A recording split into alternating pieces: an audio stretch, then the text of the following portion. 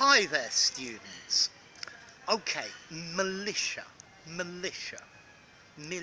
but militia. It's got a schwa sound at the beginning. Okay, what is a militia? I guess it could be countable or uncountable. I think more commonly countable. Okay, militia are the public who've been trained for military service. They're not professional soldiers. Militia are ordinary people, ordinary citizens who've been trained to do military service, who've been organised into a battalion to fight a war. So you have soldiers who are who've been recruited or who've been forced to take part in a war. And then you have militia. And militia are private individuals who've been trained as a reserve force, to help their country when their country is in difficulty. And that's the idea of a militia.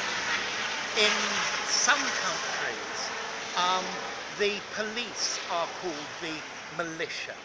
I believe in Belarus the police are called the militia. So a militia, a regiment, a group of private individuals who've been organised by the state to defend the country or to fight the country's enemies. And they have been trained by the country, but they're not professional soldiers. A militia can also be any private army that is not governed by the state. So if you have your own private army, and it can be difficult, but it could happen, then you could also call that a militia. So a militia. As to origin, this comes from Latin, miles, a soldier. And as to formality, militia, I would give this a 5 in formality. I think you could use it anywhere. A militiaman,